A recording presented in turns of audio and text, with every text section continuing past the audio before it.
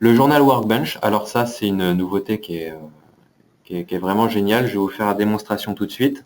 C'est le module de journal au sein de SmartView.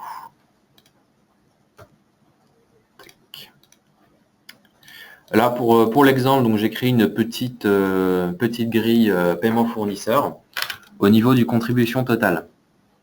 Alors, si je zoome, je vois que sous mon entité légale France, bon, j'ai ma BU01 qui est à moins 3000 contribution totale. Ça arrive souvent au support qu'on ait des utilisateurs qui viennent nous voir pour dire qu'ils ne comprennent pas ce montant, que les consolideurs ne comprennent pas ce montant. Alors, ce qu'on faisait avant, pour auditer un montant, on va retracer toute la piste d'audit, toute la piste de consolidation. Donc pour ça, on va afficher toutes les values en colonne, par exemple. Donc là, je vais prendre mon entity currency au niveau local, mon entity curage, et puis mon élimination et ma proportion. Voir un peu ce qui s'est passé au niveau de la BU01. Et là, je vois que sur la BU01, j'ai un ajustement de moins 3000 et j'ai rien en local.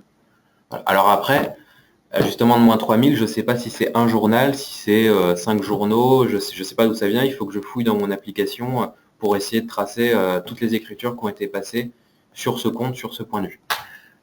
Alors la nouveauté dans SmartView, on va revenir sur la grille d'origine. On a le petit bouton au-dessus Entity Detail qui vous permet de retracer tout de suite la piste de conso. Donc là, je clique sur mes moins 3000 et sur Entity Detail et je constate au niveau d'Entity Curage que j'ai 2 journaux qui ont impacté mes moins 3000. Sur le journal paiement, j'ai 3 montants, 3 line items à 500, 700 et 800 qui font un total de 2000. Et sur paiement XXX, j'ai 1000. Donc Entity Cure Total, j'ai 3000. Alors après la conso à tourner, donc au niveau proportion, je suis en intégration globale, donc j'ai la totalité.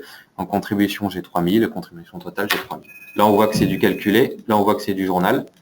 Et s'il y avait eu de la saisie au niveau d'anti-currency, j'aurais eu en remarque input ou quelque chose comme ça. Donc là, les 2 journaux, maintenant que je les connais, soit je peux rentrer dans mon application,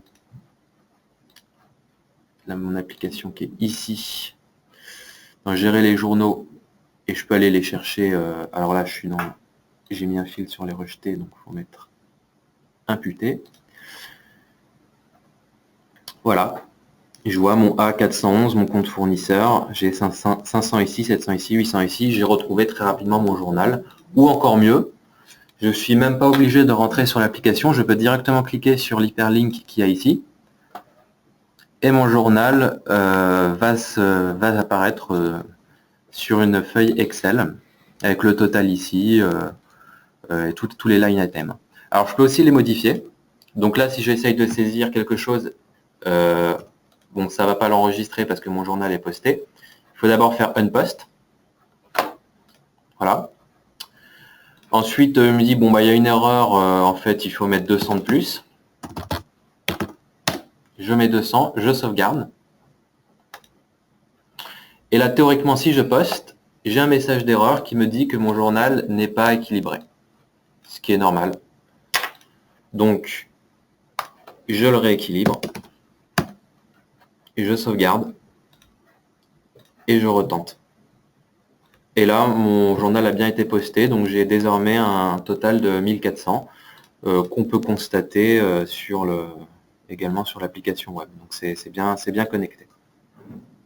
Voilà, le total 1400. Donc c'est vraiment très pratique. Et après, normalement, je vais voir l'impact. Bon, il faut faire tourner une consolidation, mais l'impact va se retrouver sur ma grille ici.